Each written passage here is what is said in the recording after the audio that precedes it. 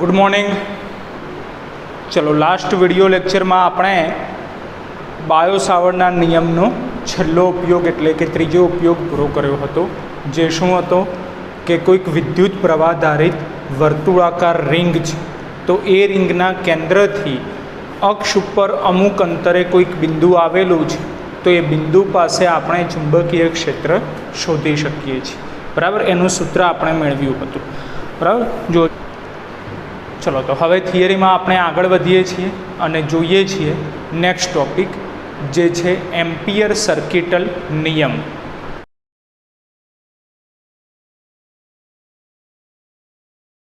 Ampere circuital नियम तो जे रीते आपणे अगाउनो टॉपिक भणी गया बायो-सावर्टनो नियम, तो बायो-सावर्टना नियमनी मददथी आपणे शुं मेळवी शकीए छीए के चुंबकीय क्षेत्र होय तो ए चुंबकीय क्षेत्रनुं मूल्य शोधवा माटे आपणे बायो-सावर्टना नियमनो उपयोग करीए छीए। बराबर, ए ज रीते चुंबकीय क्षेत्रनुं मूल्य शोधवुं होय तो बीजो अगत्यनो नियम छे एम्पियर सर्किटल नियम।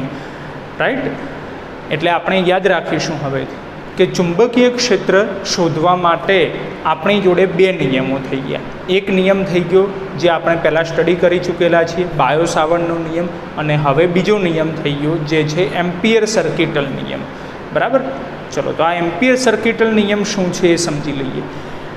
तो मित्रों याद करो कि शुरुआत में आपणे ज्यारे चेप्टर स्टार्ट थयुं त्यारे कीधुं हतुं कि चेप्टर प्रमाणमां घणुं अघरुं छे, पण तमे जो पहला चेप्टर जोड़े कम्पेरिजन करशो तो तमने आ चेप्टर वधारे इजी पड़शे। तो याद करो कि पहला चेप्टर में पण आपणे विद्युत क्षेत्र शोधवा माटे एक नियम भणी गयेला, गाउसनो नियम, अने एना 3 उपयोगों पण आपणे डिस्कस कर्या हता।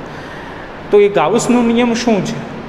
तो गाउसनो नियम हतो जे रीते कोईक बंध पृष्ठ माटे वपरातो हतो, विद्युत क्षेत्र शोधवा माटे कोईक बंध पृष्ठ माटे वपरातो हतो, ए ज रीते चुंबक माटे एम्पियर सर्किटल नियम है। विद्युत क्षेत्र शोधवा माटे जे गाउसनो नियम वपरातो हतो ए बंध पृष्ठ माटे लागू पड़तो हतो, पण याद राखीशुं कि एम्पियर सर्किटल नियम है ए चुंबकीय क्षेत्र शोधवा माटे छे। ए आपणने कोईक वर्तुळ उपर लागू पड़शे, एटले एमां रेखा संकलन लेवुं पड़शे। ज्यारे आपणे गाउसना नियममां शुं करता हता, पृष्ठ संकलन लेता हता। बराबर, याद करो तो एनु सूत्र शुं हतुं, integration vector E dot D A vector हतुं।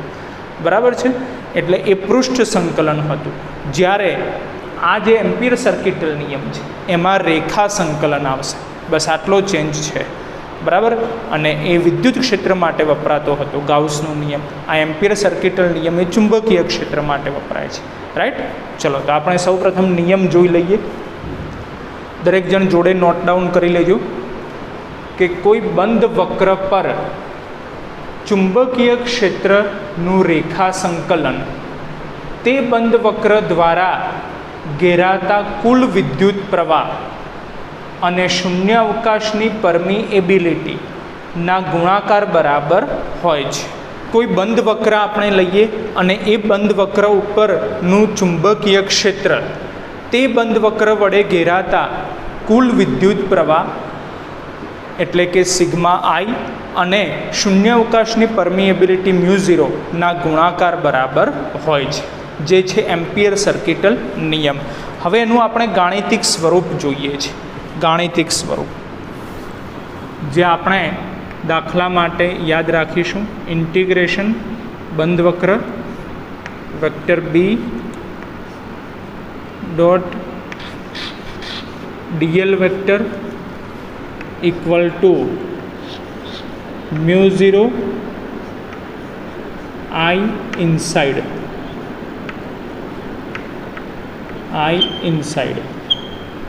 बराबर। चलो याद करो गाउसना नियमનું सूत्र। गाउसना नियमનું सूत्र शुं हतुं? तो इंटीग्रेशन बंधवक्र वेक्टर ई हतुं। वेक्टर ई शुं दर्शावे? तो विद्युत क्षेत्र। अहींया चुंबकीय क्षेत्र छे એટલે વેક્ટર બી કરી દીધું। પછી એમાં પૃષ્ઠ સંકલન હતું એટલે ડોટ ડીએ વેક્ટર લખ્યું હતું। આમાં રેખા સંકલન છે એટલે ડોટ ડીએલ વેક્ટર લખેલું છે। રાઈટ, પછી રાઈટ હેન્ડ સાઈડ શું હતું કે સિગ્મા ક્યુ અપોન એપ્સિલોન 0, તો અહીંયા શું થઈ જશે म्यू0 इंटू सिग्मा आई પણ સિગ્મા આઈની જગ્યાએ આપણે સિમ્બોલ વાપરીશું આઈ ઇનસાઇડ. આઈ ઇનસાઇડનું મિનિંગ શું થશે તો એ આપણે જરા શોર્ટમાં સમજી લઈએ કે જે કંઈ પણ આપણે વક્ર પસંદ કરેલું છે એ વક્રની અંદર જેટલો પણ પ્રવાહ છે એ પ્રવાહ આપણે ગણતરીમાં લેવાનો, તો એને કહેવાશે આઈ ઇનસાઇડ. બરાબર. તમે રેફરન્સ બુક અથવા ટેક્સ્ટ બુક જોશો તો તમને અહીંયા સિગ્મા આઈ જ લખેલું જોવા મળશે. તમે સિગ્મા આઈ લખશો તો પણ સાચું, આઈ ઇનસાઇડ લખશો તો પણ સાચું, પણ આપણે આઈ ઇનસાઇડ લખીશું. કેમ? કારણ કે આઈ ઇનસાઇડને સમજવું વધારે સરળ બની રહેશે. બરાબર. જે કંઈ પણ આપણે બંધ વક્ર પસંદ કરીશું એની અંદરનો જ પ્રવાહ આપણે ગણતરીમાં લેવો, એ વધારે યાદ રહે, સરળ પડે, એના માટે આપણે આવો સિમ્બોલ વાપરીશું આઈ ઇનસાઇડ. બરાબર છે. ચલો, તો હવે આ નિયમ આપણે આકૃતિ દ્વારા સમજીએ છીએ. બરાબર. એના માટે આપણે કોઈ એક તાર લઈએ, એટલે કોઈ એક વિદ્યુત પ્રવાહ નક્કી કરીએ છીએ. માની લો કે સપોઝ પહેલાં વિદ્યુત પ્રવાહ આ દિશામાં છે, બે વિદ્યુત પ્રવાહ આપણે લઈએ છીએ. એક વિદ્યુત પ્રવાહ ક્રોસ કરીએ છીએ એટલે કે અંદરની તરફ થશે, રાઈટ, પ્રવાહ I1. બીજો વિદ્યુત પ્રવાહ લઈએ છીએ, બરાબર, એની દિશા ડોટ કરીએ છીએ એટલે કે બહારની તરફ થશે, જેને આપણે I2 કહી દઈએ. બરાબર. તો આ બંને પ્રવાહોના કારણે કોઈ એક બિંદુ છે અહીંયા, બિંદુ P. આ બિંદુ P પાસે આપણે ચુંબકીય ક્ષેત્ર શોધવું છે. આ બંને પ્રવાહોના કારણે બિંદુ P પાસે આપણે ચુંબકીય ક્ષેત્ર શોધવું છે. કોની મદદથી? તો કે એમ્પિયર સર્કિટલ નિયમની મદદથી. હવે બાયો સાવર્ટનો નિયમ ભૂલી જવાનું છે, કારણ કે બાયો સાવર્ટના નિયમની મદદથી પણ આપણે ચુંબકીય ક્ષેત્ર શોધી શકીએ છીએ, પણ એ ટોપિક પૂરો થઈ ગયું છે. હવે શું છે કે બધું જ આપણે ચુંબકીય ક્ષેત્ર શોધવાનું બધું જ આપણે એમ્પિયર સર્કિટલના નિયમની મદદથી સોલ્વ કરવાનું છે. ચલો, તો એમ્પિયર સર્કિટલ નિયમનો ઉપયોગ કરવો હોય તો સૌથી પહેલું સ્ટેપ શું છે? તો જે બિંદુ પાસે આપણે ચુંબકીય ક્ષેત્ર શોધવું હોય એ બિંદુને આવરી લેતું આપણે એમ્પિયર લૂપ વિચારવું પડે. જેમ આપણે ગાઉસના નિયમમાં શું કરતા હતા યાદ કરો, એના ત્રણેય ઉપયોગોમાં આપણે જોઈ ગયેલા કે જે બિંદુ પાસે આપણે વિદ્યુત ક્ષેત્ર શોધવું હોય એને આવરી લેતું આપણે કોઈક ગોળાકાર અથવા નળાકાર અથવા ચોરસ કોઈ પણ આકારનું ગાઉસિયન પૃષ્ઠ વિચારતા હતા. પણ આપણે કીધું એ પ્રમાણે કે એ પૃષ્ઠ સંકલન હતું, માટે આપણે પૃષ્ઠ વિચારતા હતા. આ રેખા સંકલન છે, માટે આપણે કોઈક લૂપ વિચારવાનું, કોઈ પણ આકારનો, વર્તુળ હોય, નળાકાર હોય, ચોરસ હોય, કોઈ પણ આકારનો એક લૂપ વિચારવાનું, જેને કહેવાશે એમ્પિયર લૂપ. રાઈટ. તો P બિંદુ પાસે આપણે ચુંબકીય ક્ષેત્ર શોધવું છે, તો P બિંદુને આવરી લેતું આપણે એમ્પિયર લૂપ ડ્રો કરી દઈએ છીએ. બરાબર. P બિંદુને આવરી લેતું એક એમ્પિયર લૂપ આપણે ડ્રો કરી દઈએ છીએ આ રીતે, જે આપણે ગોળાકાર લઈએ છીએ. બરાબર. તો આ ગોળાકાર એટલે કે વર્તુળ થઈ ગયું. બરાબર. એ વર્તુળનું કેન્દ્ર માની લો કે O છે અને એ વર્તુળની ત્રિજ્યા કેટલી છે? R જેટલી છે. તો હવે આપણે P બિંદુ પાસે ચુંબકીય ક્ષેત્ર શોધવાનું છે. કોની મદદથી? એમ્પિયર સર્કિટલ નિયમની મદદથી, આ સૂત્રની મદદથી શોધવાનું છે. બરાબર. તો સૂત્રમાં તમે જુઓ તો વેક્ટર B.dl વેક્ટર છે, જેના આધારે આપણને ખ્યાલ આવે કે અહીંયા ડોટ ગુણાકાર છે. ડોટ ગુણાકાર છે, જો મૂલ્ય લઈશું તો સિમ્પલ છે કે કોસ થીટા આવશે. તો થીટા શું છે? તો કે થીટા એ B અને dl વચ્ચેનો એંગલ છે. તો સૌથી પહેલાં આપણે આકૃતિમાં એ નક્કી કરવું પડે કે વેક્ટર B ક્યાં આવેલા છે, dl વેક્ટર ક્યાં આવેલા છે. એના માટે આપણે શું કરીએ છીએ કે આ જે એમ્પિયર લૂપ આપણે વિચારેલું છે, આ છે એમ્પિયર લૂપ.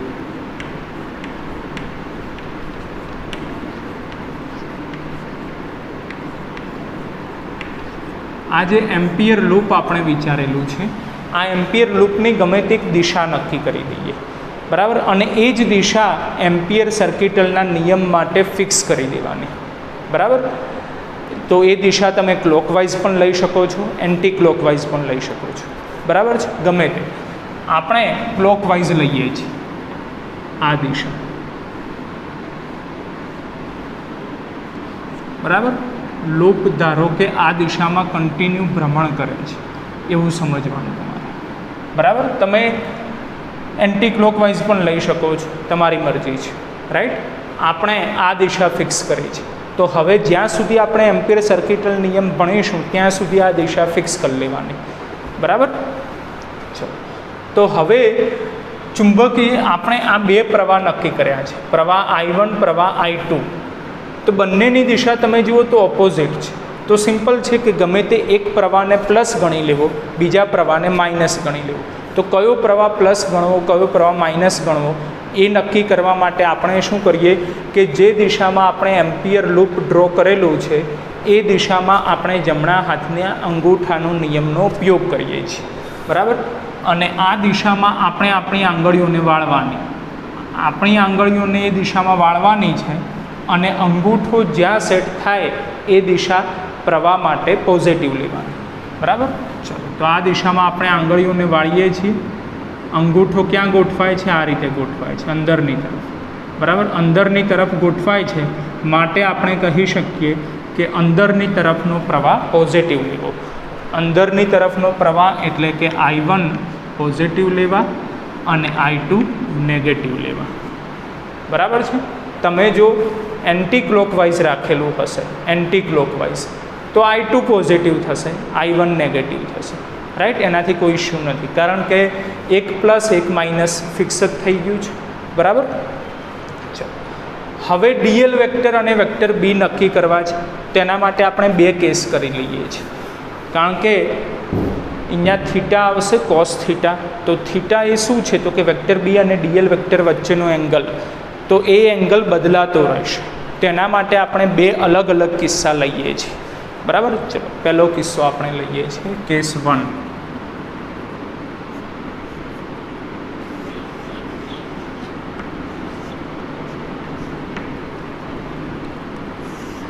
કેસ 1 આપણે એવું લઈએ છીએ કે જે દિશામાં વેક્ટર બી છે એ જ દિશામાં ડીએલ વેક્ટર છે. એટલે વેક્ટર બી અને ડીએલ વેક્ટર કેવા છે? એકબીજાને સમાંતર છે. બોલો, વેક્ટર બી અને ડીએલ વેક્ટર એકબીજાને સમાંતર હોય તો તેમની વચ્ચેનો એંગલ કેટલો કહેવાય? તો 0 ડિગ્રી કહેવાશે. એટલે થીટા બરાબર 0 ડિગ્રી, બરાબર. આ પહેલો કિસ્સો લઈએ છીએ, તો એને આપણે આકૃતિમાં ડ્રો કરીએ છીએ. ચલો, તો એના માટે આપણે શું કરીએ કે ડીએલ વેક્ટર એ શું છે? તો કે જે એમ્પિયર લૂપ આપણે પસંદ કરેલ છે એ એમ્પિયર લૂપનું સૂક્ષ્મ ખંડોમાં વિભાજન કરવાનું. અને સૂક્ષ્મ ખંડોમાં વિભાજન કરીએ તો ઘણા બધા અસંખ્ય સૂક્ષ્મ ખંડો થશે, પરંતુ આપણે અમુક જ સૂક્ષ્મ ખંડ ડ્રો કરીએ છીએ. માની લો કે આપણે અહીંયા 4 અલગ અલગ ખૂણે સૂક્ષ્મ ખંડો ડ્રો કરીને દર્શાવીએ છીએ.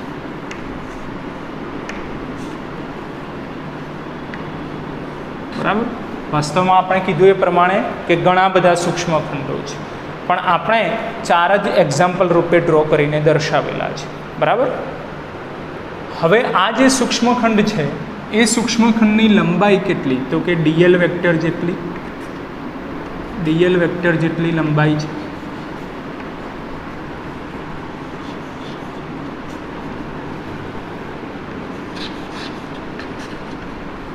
બરાબર. પછી એની દિશા કઈ હશે?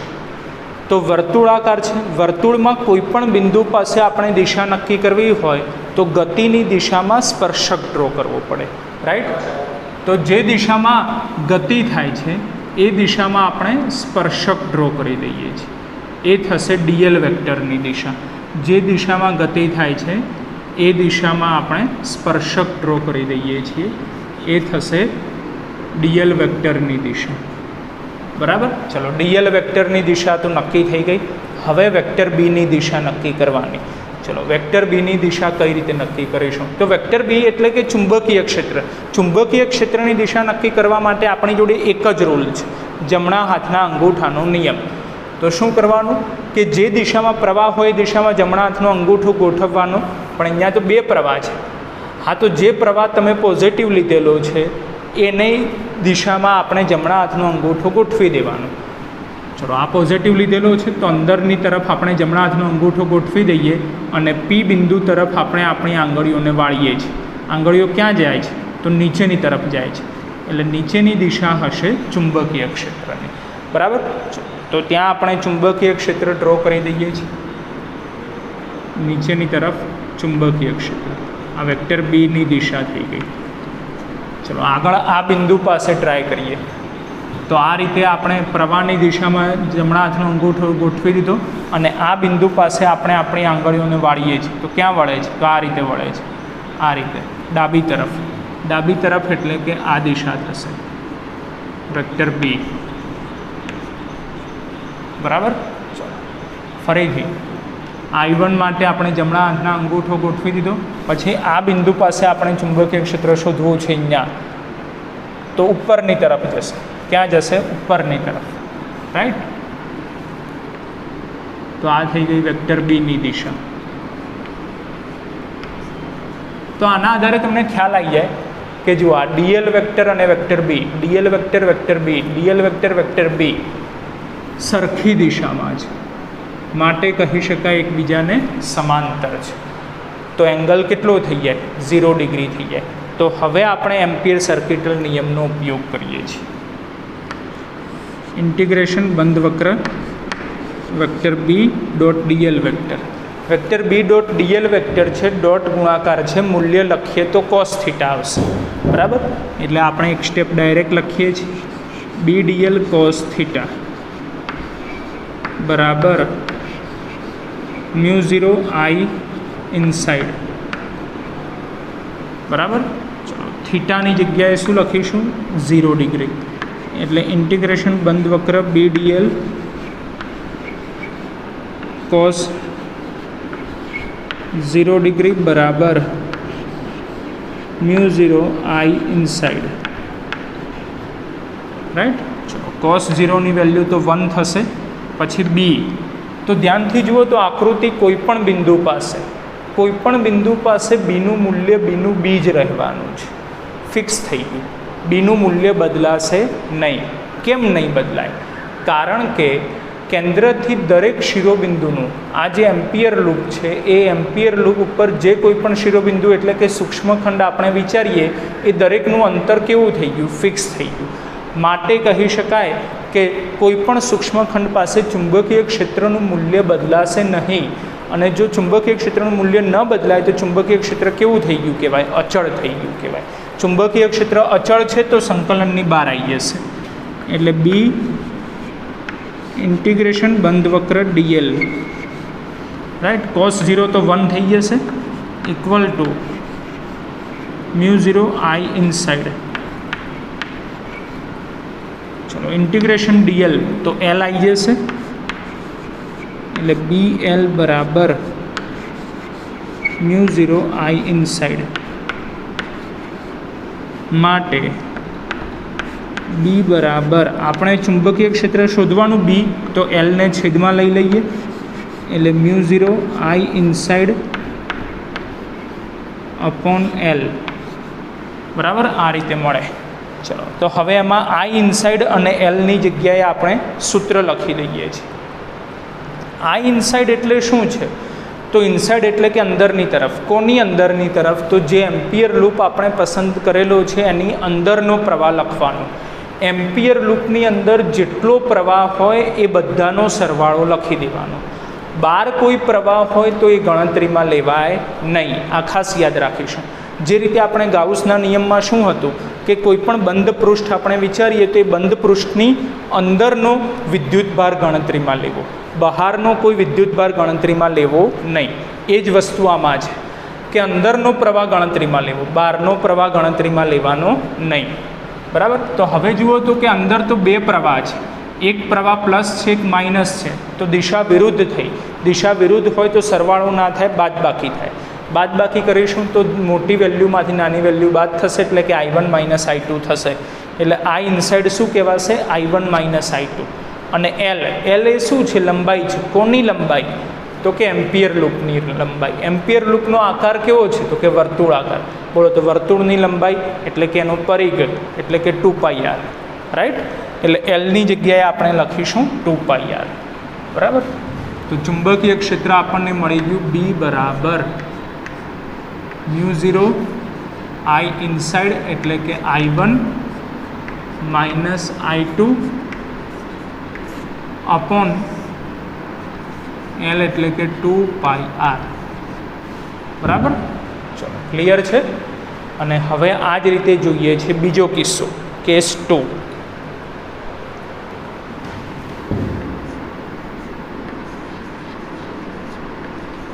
કેસ 2. ચલો બીજા કિસ્સામાં આપણે શું લઈએ છીએ કે વેક્ટર બી અને ડીએલ વેક્ટર એકબીજાને પરપેન્ડિક્યુલર છે, એટલે કે લંબ છે. વેક્ટર બી લંબ ડીએલ વેક્ટર લંબ છે તો સિમ્પલ છે કે એંગલ થઈ જશે 90 ડિગ્રી, થીટા બરાબર 90 ડિગ્રી. તો આપણે આકૃતિમાં સમજી લેવું પડશે, કારણ કે ડ્રો કરીશું તો બહુ કન્ફ્યુઝન થઈ જશે. એટલે આપણે સમજી લેવું પડશે કે આ ડીએલ વેક્ટર છે તો એને આ રીતે લંબ હોય વેક્ટર બી, રાઈટ, લંબ હોવું જોઈએ. તો ખ્યાલ આવે કે બંને વચ્ચેનો એંગલ કેટલો થઈ ગયો, તો કે 90 ડિગ્રી થઈ ગયો, બરાબર. ચલો તો એવા સંજોગોમાં ચુંબકીય ક્ષેત્ર આપણે એમ્પિયર સર્કિટલ નિયમની મદદથી શું મળશે એ આપણે શોધવાનું છે. તો એમ્પિયર સર્કિટલ નિયમ ઇન્ટિગ્રેશન બંધ વક્ર બી ડીએલ કોસ થીટા બરાબર મ્યુ 0 I ઇનસાઇડ, થીટાની જગ્યાએ 90 ડિગ્રી મૂકી દઈએ, બરાબર. તો ઇન્ટિગ્રેશન બંધ વક્ર બી ડીએલ કોસ 90 ડિગ્રી બરાબર મ્યુ 0 I ઇનસાઇડ, બરાબર. પરંતુ આપણને ખ્યાલ છે કે કોસ 90 તો 0 થઈ જાય, કોસ 90 0 થઈ જશે, દેટ મીન્સ કે ચુંબકીય ક્ષેત્ર કેવું થઈ જશે, શૂન્ય થઈ જશે. તો ચુંબકીય ક્ષેત્ર બી બરાબર 0 મળશે, રાઈટ. ચલો તો આ બે પરિણામ એટલે બે કિસ્સા આપણે યાદ રાખવાના, કારણ કે આ બે કિસ્સાના આધારે આપણે જ્યારે એમ્પિયર સર્કિટલ નિયમના ઉપયોગો સોલ્વ કરીશું તો આ બે કિસ્સા તમને વધારે હેલ્પફુલ રહેશે. કારણ કે આ આખા ચેપ્ટરમાં એમ્પિયર સર્કિટલ નિયમ આપણે જ્યારે પણ એપ્લાય કરીશું ત્યારે એંગલ આ બેમાંથી એક જ આવશે, થીટા બરાબર 0 ડિગ્રી આવશે અથવા થીટા બરાબર 90 ડિગ્રી આવશે. એમાં મોસ્ટ ઓફ તો 0 ડિગ્રી જ આવશે, બરાબર છે. તો આપણને તરત ખ્યાલ આવી જાય કે થીટા બરાબર 0 ડિગ્રી છે એટલે ડાબી બાજુ આપણે કોઈ સોલ્યુશન આપવાની જરૂર જ નથી, ડાયરેક્ટ શું આઈનું પૂર હશે, ડીએલ આઈનું પર હશે. ડાયરેક્ટ તમે આ સ્ટેપે પહોંચી જશો, ડીએલ બરાબર મ્યુ 0 I ઇનસાઇડ. ક્યારે? જ્યારે થીટા બરાબર 0 ડિગ્રી હોય ત્યારે. અને મોસ્ટ ઓફ આ એમ્પિયર સર્કિટલ નિયમના જે કંઈ પણ ઉપયોગો છે એમાં થીટા બરાબર 0 ડિગ્રી જ છે, બરાબર છે. ચલો હવે આપણે જોઈએ છીએ એમ્પિયર સર્કિટલ નિયમનો ઉપયોગો, બરાબર. જે રીતે આપણે બાયો સાવર્ટના નિયમના ટોટલ 3 ઉપયોગો જોઈ ગયા, એવી જ રીતે એમ્પિયર સર્કિટલ નિયમના પણ ટોટલ 3 ઉપયોગો છે, બરાબર. આમ તો 3 ઉપયોગો કરતાં વધારે પણ છે, બરાબર. 5 ઉપયોગો છે એવું કહી શકાય, પણ શરૂઆતમાં આપણે 3 ઉપયોગો જોઈએ છીએ, બરાબર. તો જે રીતે આપણે બાયો સાવર્ટના નિયમમાં જોઈ ગયા કે પહેલો ઉપયોગ શું હતો, તો કે કોઈક વિદ્યુત પ્રવાહ ધારિત તાર લીધો હતો, એ તારથી લંબ અંતરે કોઈક બિંદુ પાસે આપણે ચુંબકીય ક્ષેત્ર શોધવાનું હતું, રાઈટ. તો એ જ નિયમ એટલે કે એ જ ઉપયોગ આપણે લાગુ પાડીએ છીએ એમ્પિયર સર્કિટલ નિયમ માટે, બરાબર. કે કોઈક વિદ્યુત પ્રવાહ ધારિત તાર છે, એ તારથી અમુક અંતરે આપણે ચુંબકીય ક્ષેત્ર શોધવાનું છે, બરાબર. ચલો તો જોઈએ છીએ પહેલો ઉપયોગ.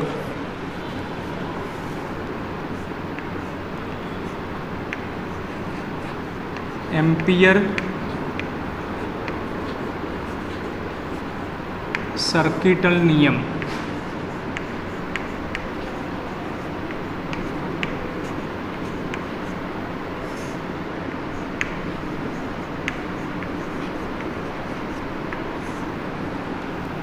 ઉપયોગો.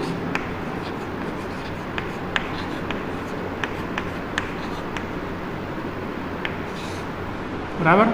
પહેલો ઉપયોગ આપણે શું લઈએ છીએ કે કોઈક વિદ્યુત પ્રવાહ ધારિત તાર છે, એ તારથી અમુક અંતરે કોઈક બિંદુ છે, તો એ બિંદુ પાસે આપણે ચુંબકીય ક્ષેત્ર શોધવાનું છે.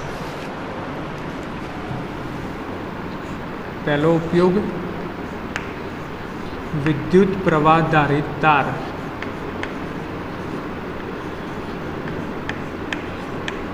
વિદ્યુત પ્રવાહ ધારિત તારના કારણે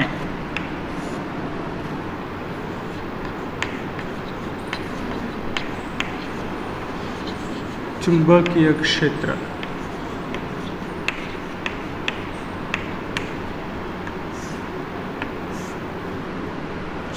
પણ આપણે જે વિદ્યુત પ્રવાહ ધારિત તાર લઈએ છીએ એની લંબાઈ અનંત લઈએ છીએ. બરાબર. અનંત લંબાઈનો વિદ્યુત પ્રવાહ ધારિત તાર લઈએ છીએ. જો આ રીતે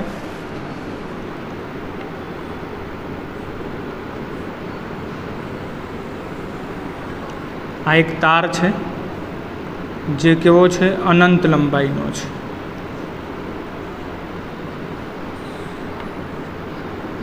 બરાબર.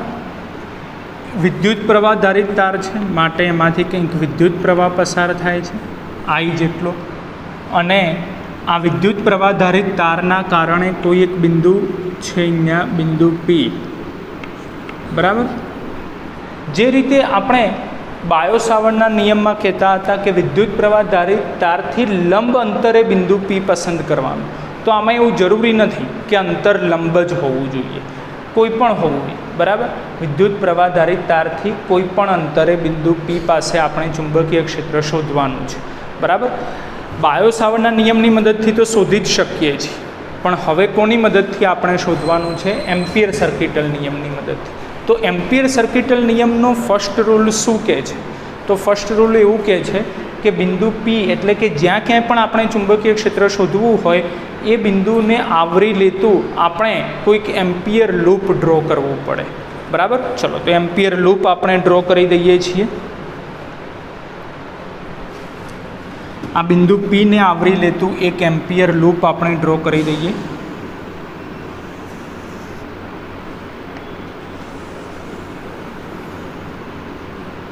બરાબર. આવું એક આપણે એમ્પિયર લૂપ ડ્રો કરી દીધું છે વર્તુળાકાર. માની લો કે એ વર્તુળનું કેન્દ્ર એ આ તાર ઉપર જ ગોઠવાય છે O, અને કેન્દ્રથી આ બિંદુ Pનું અંતર R થઈ જશે, જે થઈ જશે આ એમ્પિયર લૂપની ત્રિજ્યા. બરાબર.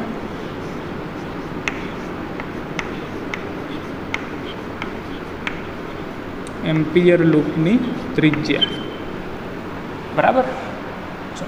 તો હવે આ જે આકૃતિ આપણે ડ્રો કરેલી છે એને જરા ઉપરથી જોવાનો ટ્રાય કરવાનો છે. ઉપરથી તમે જોવાનો ટ્રાય કરો તો તમને ખ્યાલ આવે કે આ જે વિદ્યુત પ્રવાહ છે એ આમ ઉપરની તરફ જાય છે. ઉપરની તરફ જાય છે એટલે કે બહાર આવે છે એવું લાગશે. બરાબર. આખી આકૃતિને તમારે આ રીતે આમ ઉપરથી જોવાની છે. તો આ એક સર્કલ દેખાશે. બરાબર. એમ્પિયર લૂપ એટલે આ રીતે એક સર્કલ દેખાશે, એની ઉપરથી આ રીતે વિદ્યુત પ્રવાહ જાય છે. દેટ મીન્સ કે બહાર આવી રહ્યો છે. વિદ્યુત પ્રવાહ કેવો છે? બહાર આવી રહ્યો છે. બરાબર. એટલે આપણે આ જે પ્રવાહ દર્શાવેલો છે એને તમે ડોટ વડે પણ દર્શાવી શકશો. બરાબર. ક્યારે? જ્યારે તમે આ આકૃતિને ઉપરથી જોવાનો પ્રયત્ન કરો તો ખ્યાલ આવે કે પ્રવાહ ઉપર જઈ રહ્યો છે, એટલે આમ સામેની તરફથી જુઓ તો પ્રવાહ બહાર આવતો હોય એવું લાગશે. બરાબર છે. એટલે આપણે અહીંયા ડોટ કરી દીધું છે. અને હવે આપણે આ બિંદુ P પાસે એમ્પિયર સર્કિટલ નિયમનો ઉપયોગ કરીને ચુંબકીય ક્ષેત્ર શોધવાનું છે. ચલો, તો એમ્પિયર સર્કિટલ નિયમ લખી દઈએ આપણે. એટલે કે એનું સૂત્ર, તેનું સૂત્ર શું છે? ઇન્ટિગ્રેશન બંધ વક્ર BDL cos theta, BDL cos theta બરાબર μ0 I ઇનસાઇડ. રાઈટ. ચલો, થીટા શું છે? થીટા શું છે? તો થીટા એ શું છે? તો કે વેક્ટર B અને DL વેક્ટર વચ્ચેનો એંગલ છે. હા, તો આકૃતિમાં આપણે DL વેક્ટર પહેલાં નક્કી કરી દઈએ કે DL વેક્ટર ક્યાં છે. તો तो डीएल वेक्टर कई रीते नक्की थाय तो आपणे कीधेलुं के जे एम्पियर लूप आपणे ड्रॉ करेली छे ए एम्पियर लूपनुं सूक्ष्म खंडोमां विभाजन करो। आम तो वास्तवमां एवा अढळक सूक्ष्म खंडो थाय बराबर, पण आपणे एक्जाम्पल रूपे 4 सूक्ष्म खंड दर्शावीए छीए। आ पहेलुं सूक्ष्म खंड, आ बीजुं सूक्ष्म खंड, आ त्रीजुं सूक्ष्म खंड, पछी आ चौथुं सूक्ष्म खंड बराबर। दरेक सूक्ष्म खंडनी लंबाई केटली छे तो कि डीएल वेक्टर जेटली बराबर, एटले डीएल वेक्टर पण आपणे लखी दईए छीए डीएल वेक्टर बराबर। पछी ए डीएल वेक्टरनी दिशा कई हशे तो हमणां ज आपणे कीधुं कि वर्तुळ उपर कोईपण बिंदु पासे आपणे दिशा नक्की करवी होय तो गतिनी दिशामां स्पर्शक ड्रॉ करवो पड़शे। तो हवे गति कई दिशा में सेट थशे तो एना माटे पण हमणां कही दीधुं कि एम्पियर लूपनी कोई दिशा फिक्स करी देवानी, कां तो क्लॉकवाइज कां तो एंटी क्लॉकवाइज।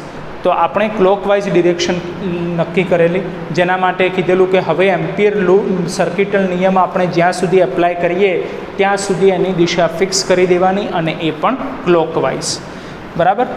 एटले आ दिशा छे क्लॉकवाइज,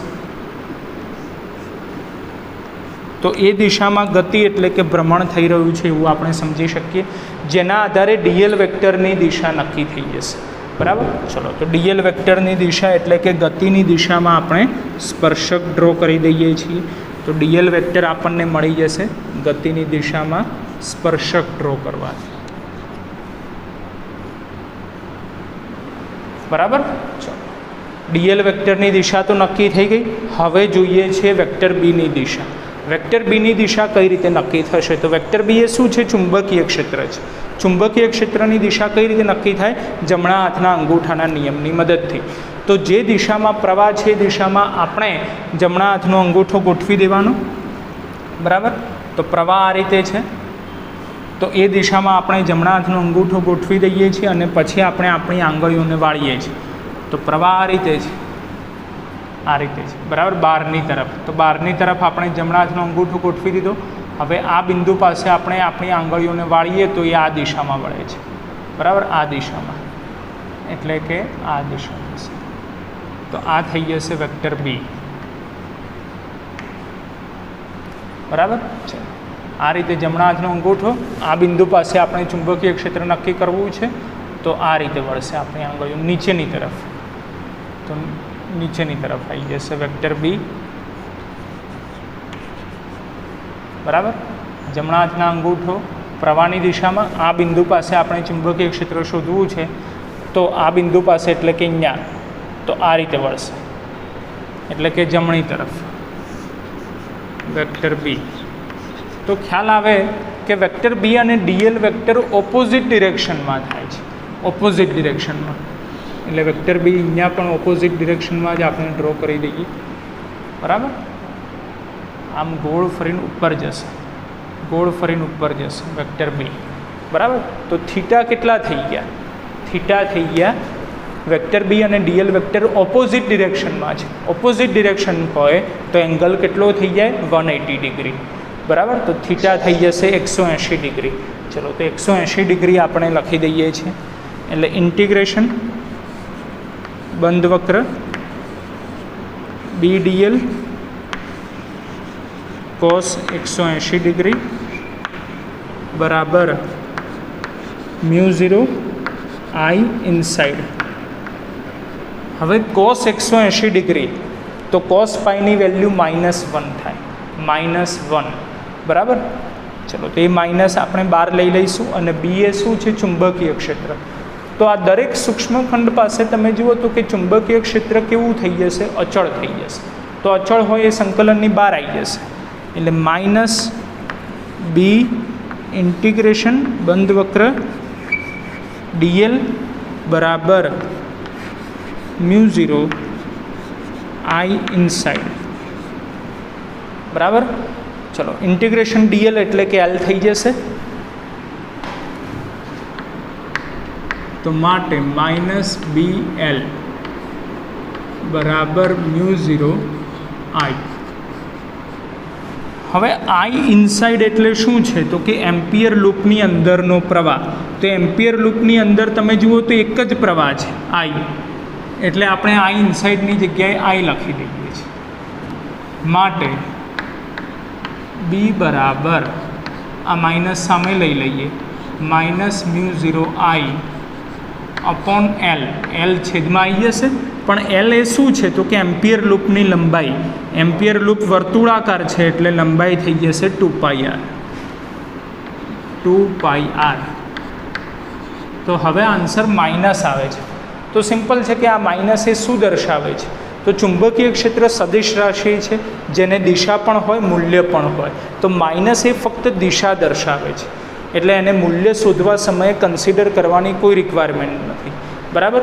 જો તમે અહીંયા પ્રવાહ નીચેની તરફ દર્શાવો તો પ્રવાહ અહીંયા ક્રોસ થઈ જશે, અને ક્રોસ થઈ જશે તો એંગલ કયો બની જશે 0 ડિગ્રી. તો એવા સંજોગોમાં આ માઇનસ હટી જશે, બરાબર, પ્લસ થઈ જશે.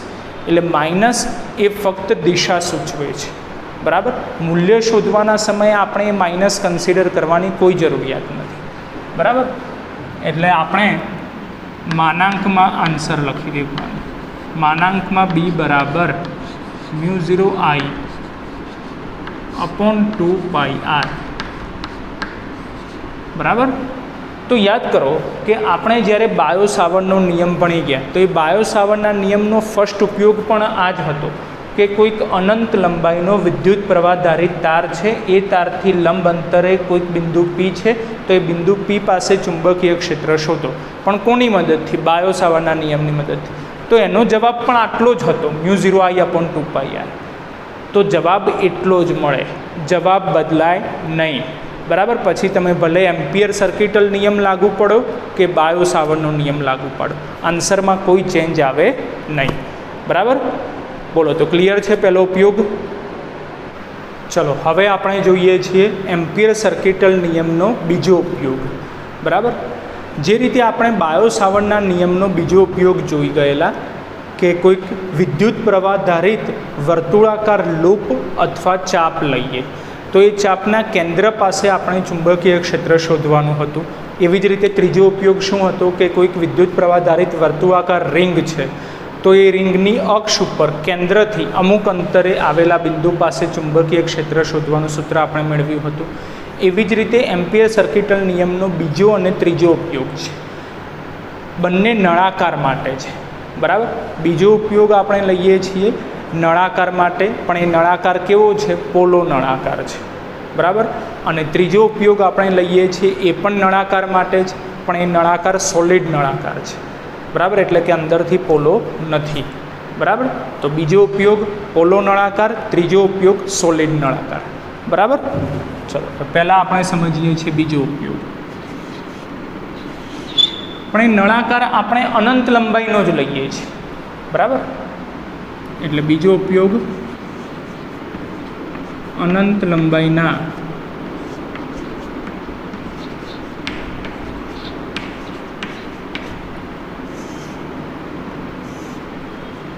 વિદ્યુત પ્રવાહ ધારિત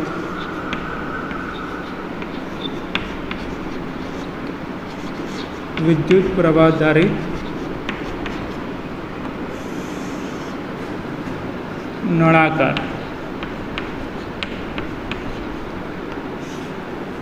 ના કારણે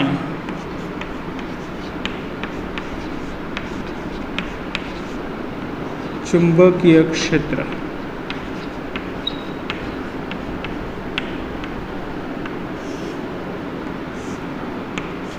બરાબર. પણ આપણે કીધું એ પ્રમાણે કે આ નળાકાર આપણે કેવો પસંદ કરીએ છીએ? પોલો નળાકાર છે. બરાબર.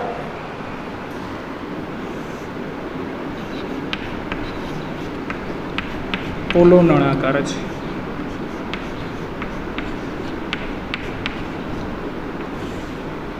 બરાબર. ચલો, નળાકાર કેવો છે? અનંત લંબાઈનો છે. એટલે નળાકારની બે સાઈડ આપણે ડ્રો કરી દઈએ છીએ.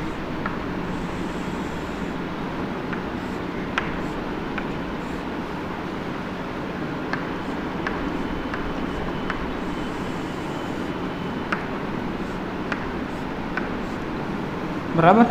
અનંત લંબાઈનો એક નળાકાર છે.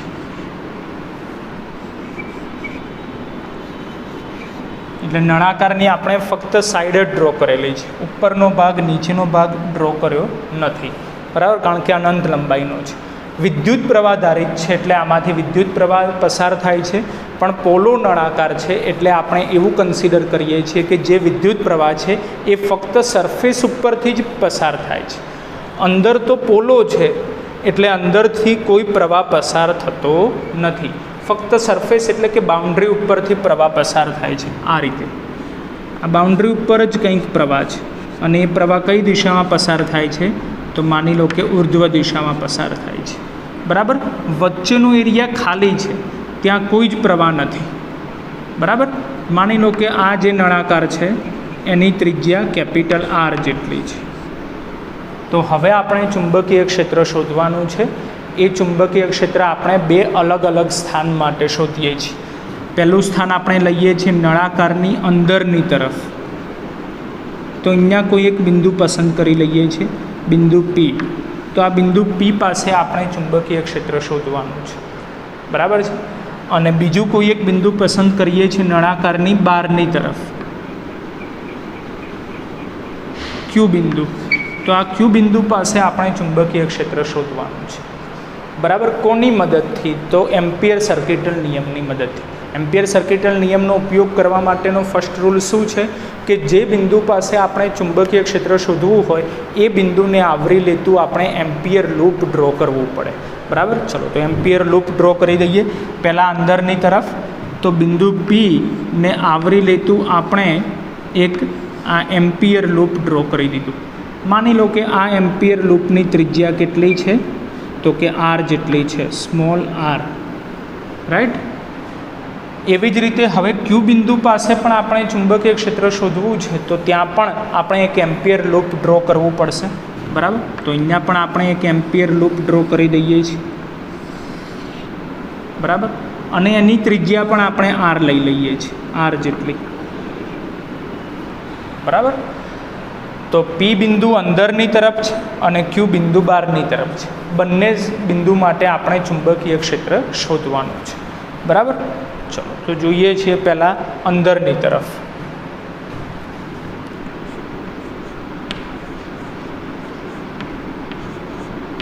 અંદર પી બિંદુ પાસે ચુંબકીય ક્ષેત્ર, પણ એ પી બિંદુનું અંતર કેટલું છે તો કે સ્મોલ આર જેટલું. જે કેપિટલ આર કરતાં કેવું થઈ જાય? ઓછું થઈ જશે. એટલે શું લખાશે? Small R less than capital R.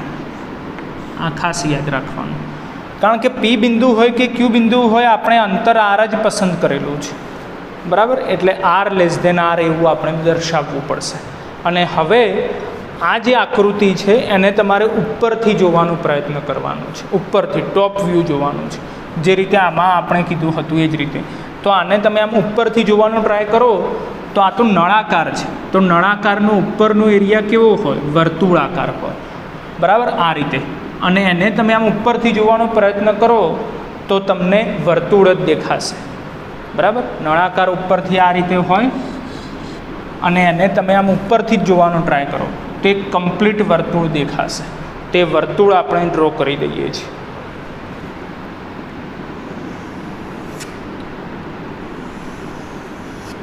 બરાબર.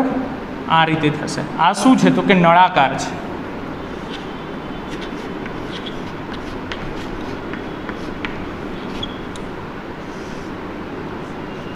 બરાબર. હવે આ નળાકારની સરફેસ ઉપર જ પ્રવાહ છે. અંદર તો નળાકાર કેવો છે? પોલો નળાકાર છે, એટલે અંદરનો એરિયા કેવો છે? પોલો છે. પણ સરફેસ ઉપર પ્રવાહ છે. એ પ્રવાહ કેવી રીતે? ઉપરની તરફ છે. આ રીતે છે, ઉપરની તરફ છે. અહીંયા જોજો, આમ ઉપરની તરફ પ્રવાહ છે સરફેસ ઉપર. તો આ સરફેસ જ ગણાશે બધી, બરાબર. વચ્ચેના એરિયાથી પોલો છે. હવે તમે એને ઉપરથી જોશો તો તમને ખ્યાલ આવે કે સરફેસ ઉપર એટલે કે બાઉન્ડ્રી ઉપર પ્રવાહ છે. જેને તમે આમ ઉપરથી જોવાનો ટ્રાય કરો તો બધો પ્રવાહ આમ બહાર આવતો હોય એવું લાગશે, બહાર આવતો પ્રવાહ બહાર આવે છે. એટલે આપણે આ રીતે ડોટ કરીને દર્શાવીએ છીએ, ડોટ કરીને. પણ ક્યાં દર્શાવવાનું? તો ફક્ત સરફેસ ઉપર. વચ્ચે તો નળાકાર કેવો છે? પોલો નળાકાર છે. એ ખાસ યાદ રાખીશું.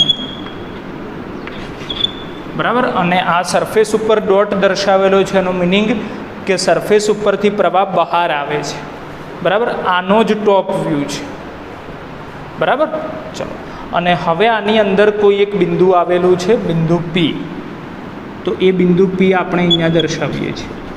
તો આ બિંદુ પી પાસે આપણે ચુંબકીય ક્ષેત્ર શોધવું છે એમ્પિયર સર્કિટલ નિયમની મદદથી. તેના માટે શું કરવું પડે કે અહીંયા બિંદુ પીને આવરી લેતું એક એમ્પિયર લૂપ આપણે ડ્રો કરી દઈએ. બિંદુ પીને આવરી લેતું એક એમ્પિયર લૂપ આપણે ડ્રો કરી દઈએ છીએ. બરાબર. જેની ત્રિજ્યા માની લો કે સ્મોલ આર જેટલી છે. બરાબર. તો આ થઈ ગયું એમ્પિયર લૂપ.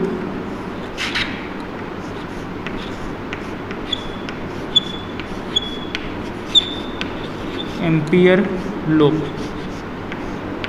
એની ત્રિજ્યા કેટલી છે? સ્મોલ આર જેટલી. અને નળાકારની ત્રિજ્યા કેટલી હતી? કેપિટલ આર જેટલી. તો આ છે નળાકાર, જેની ત્રિજ્યા કેટલી છે? કેપિટલ આર જેટલી. તો તમને હવે ખ્યાલ આવી જાય કે small R less than capital R. Right. ચલો, તો હવે આપણે એમ્પિયર સર્કિટલ નિયમ એપ્લાય કરીએ છીએ. શું છે એમ્પિયર સર્કિટલ નિયમ? તો કે ઇન્ટિગ્રેશન બંધ વક્ર BDL cos થીટા બરાબર મ્યુ 0 I ઇનસાઇડ. બરાબર. ચાલો, તો પહેલાં આપણે જોઈ લઈએ I ઇનસાઇડ. I ઇનસાઇડનો મિનિંગ શું થાય કે જે એમ્પિયર લૂપ આપણે પસંદ કરેલું છે એ એમ્પિયર લૂપની અંદરનો પ્રવાહ. તો એમ્પિયર લૂપ આ રહ્યું, ધ્યાનથી જોજો. આ રહ્યું, આ એમ્પિયર લૂપ છે. બોલો, આકૃતિના આધારે ક્લિયર થાય કે એમ્પિયર લૂપની અંદર તો કોઈ પ્રવાહ જ નથી. જે પ્રવાહ છે એ ક્યાં છે? નળાકારની સરફેસ ઉપર છે. વચ્ચેનો નળાકાર તો કેવો છે? પોલો નળાકાર છે. દેટ મીન્સ કે વચ્ચે કોઈ પ્રવાહ જ નથી. એમ્પિયર લૂપની અંદર કોઈ પ્રવાહ જ નથી. તો પ્રવાહ કેવો થઈ જાય? ઝીરો થઈ જાય. માટે I ઇનસાઇડ બરાબર ઝીરો. I ઇનસાઇડ બરાબર ઝીરો. જો I ઇનસાઇડ ઝીરો હોય તો ચુંબકીય ક્ષેત્ર કેટલું મળે? તો કે ઝીરો જ મળશે. તો નક્કી થઈ ગયું કે જો કોઈ અનંત લંબાઈનો વિદ્યુત પ્રવાહ ધારિત નળાકાર લઈએ, પણ એ નળાકાર કેવો હોય? પોલો નળાકાર હોય. ફક્ત એના સરફેસ ઉપર જ કંઈક વિદ્યુત પ્રવાહ હોય, તો એવા નળાકારની અંદર આવેલા કોઈ પણ બિંદુ પાસે ચુંબકીય ક્ષેત્ર કેટલું મળશે? તો કે ઝીરો મળશે. હવે જે રીતે આપણે અંદરની તરફ ચુંબકીય ક્ષેત્ર શોધ્યું એ જ રીતે બહારની તરફ જોઈએ છીએ.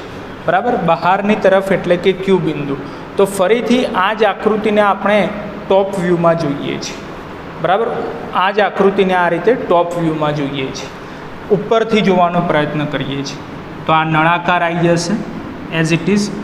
નળાકારની અંદર જે પ્રવાહ છે એ પ્રવાહ અંદર નથી, પણ ફક્ત સરફેસ ઉપર છે. બરાબર. એટલે એ તો એઝ ઇટ ઇઝ જ રહેશે.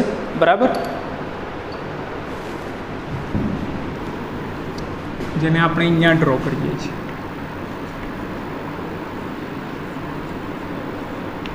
બહાર ક્યુ બિંદુ પાસે.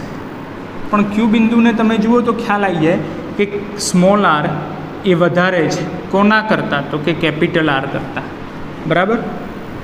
એટલે અહીંયા શું લખાશે? Small R greater than capital R. Right.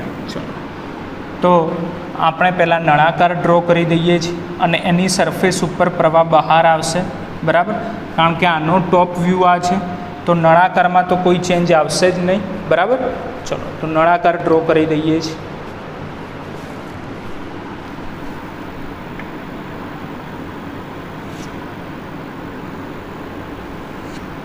આ નળાકાર, એની સરફેસ ઉપર પ્રવાહ બહાર આવી રહ્યો છે.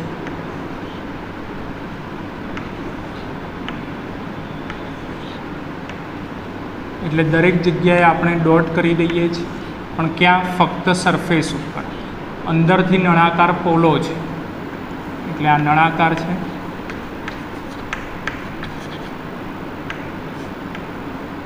બરાબર. કે જેની ત્રિજ્યા કેટલી છે? કેપિટલ આર જેટલી છે, બરાબર. અને હવે શું છે તો કે નળાકારની બહારની તરફ કોઈ એક બિંદુ છે ક્યુ બિંદુ, બરાબર, બહારની તરફ. તો એ આપણે લઈ લઈએ છીએ બહારની તરફ, એટલે કે અહીંયા છે ક્યુ બિંદુ. તો ત્યાં આપણે ચુંબકીય ક્ષેત્ર શોધવાનું છે. તો જ્યાં ક્યાંય પણ આપણે ચુંબકીય ક્ષેત્ર શોધવું હોય એ બિંદુને આવરી લેતું આપણે એમ્પિયર લૂપ ડ્રો કરી દેવાનું. તો આને આવરી લેતું એક એમ્પિયર લૂપ આપણે ડ્રો કરી દઈએ છીએ.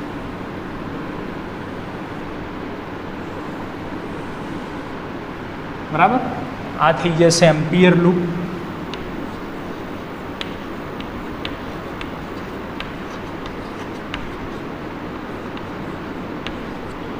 આ એમ્પિયર લૂપની ત્રિજ્યા કેટલી છે તો કે સ્મોલ આર. તો હવે આપણને ક્લિયર થઈ ગયા કે small R greater than capital R, right. તો હવે આ ક્યુ બિંદુ પાસે આપણે ચુંબકીય ક્ષેત્ર શોધવાનું છે. કોની મદદથી તો કે એમ્પિયર સર્કિટલ નિયમની મદદથી. તો એમ્પિયર સર્કિટલ નિયમ જોઈ લઈએ. તો કે ઇન્ટિગ્રેશન બંધ વક્ર BDL cos થીટા બરાબર μ0 I ઇનસાઇડ, બરાબર. હવે સૌથી પહેલાં I ઇનસાઇડ જોઈ લઈએ તો ખ્યાલ આવી જાય કે એમ્પિયર લૂપની અંદરનો પ્રવાહ. હા, તો હવે એમ્પિયર લૂપની અંદર કંઈક પ્રવાહ છે અને પ્રવાહ છે તો ચુંબકીય ક્ષેત્ર શૂન્ય ન થાય, બરાબર. તો પછી થીટા નક્કી કરવાનું. થીટા એ શું છે તો કે વેક્ટર બી અને ડીએલ વેક્ટર વચ્ચેનો એંગલ. વેક્ટર બી અને ડીએલ વેક્ટર વચ્ચેનો એંગલ કઈ રીતે નક્કી થાય? તેના માટે આપણે ડીએલ વેક્ટર ડ્રો કરવા પડે. ડીએલ વેક્ટર ક્યાં ડ્રો થાય તો કે એમ્પિયર લૂપ ઉપર. તો એમ્પિયર લૂપ આપણે જે દોરેલું છે એની ઉપર આપણે સૂક્ષ્મ ખંડ ડ્રો કરી દઈએ. વાસ્તવમાં તો ઘણા બધા સૂક્ષ્મ ખંડો હોય, પણ આપણે ફક્ત 4 સૂક્ષ્મખંડ એક્ઝામ્પલ રૂપે ડ્રો કરીએ છીએ કે જેની લંબાઈ કેટલી છે તો કે ડીએલ વેક્ટર જેટલી છે, બરાબર. ડીએલ વેક્ટર જેટલી.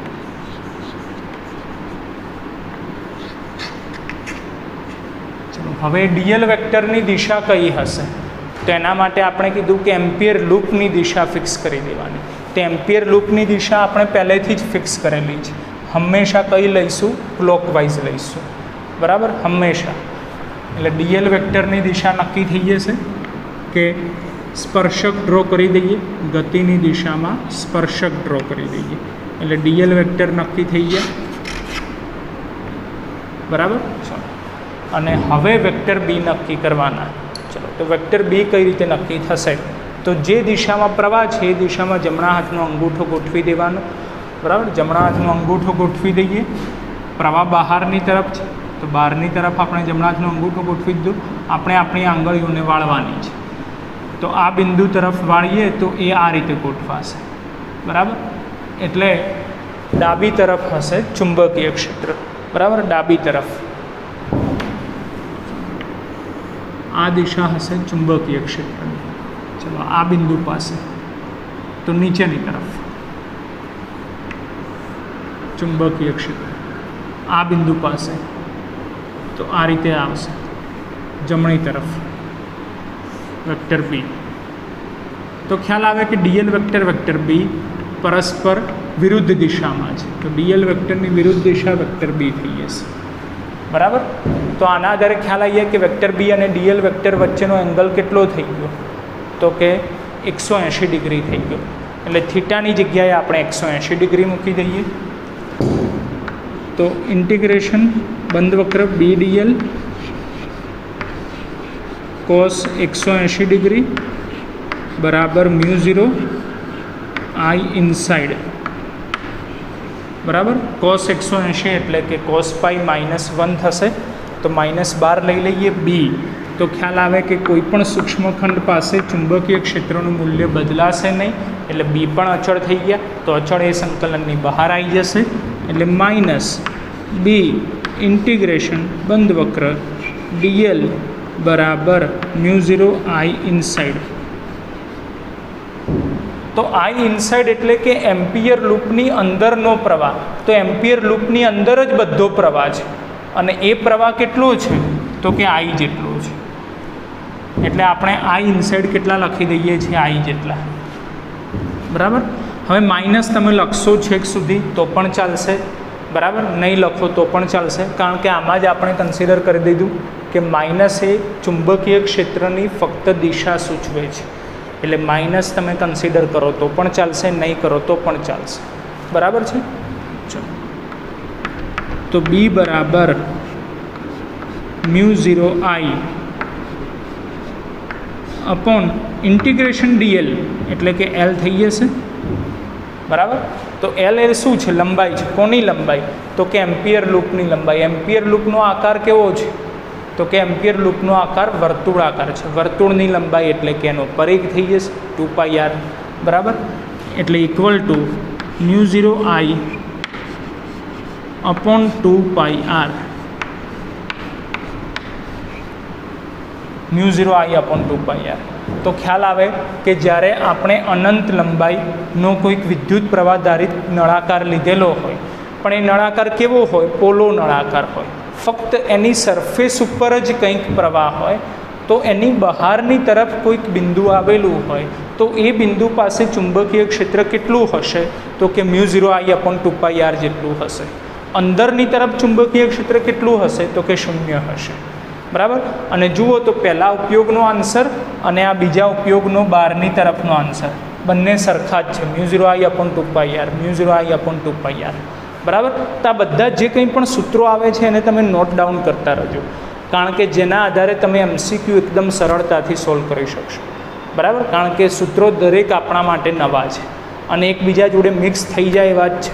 ખાલી આપણા મગજમાં એક જ વસ્તુ ફિક્સ થશે, μ0 આવશે, બરાબર. પછી ક્યાંક આઈ આવે, ક્યાંક જોડે વાય આવશે, ક્યાંક એલ આવશે, ક્યાંક આર આવશે, ક્યાંક 2π આવશે, ક્યાંક 4π આવશે. એટલે બધા સૂત્રો મિક્સિંગ થઈ જશે.